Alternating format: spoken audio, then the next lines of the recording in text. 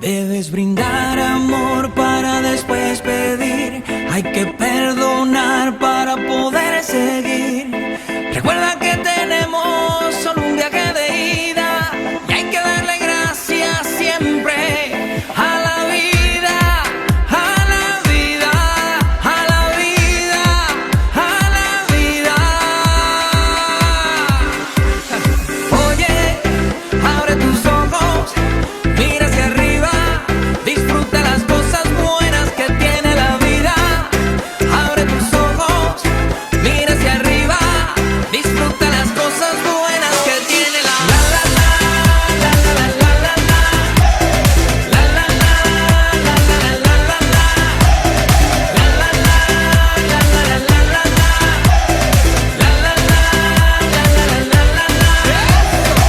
Cuando estés perdido y no sepas dónde vas, recuerda de dónde vienes y qué bien te sentirás.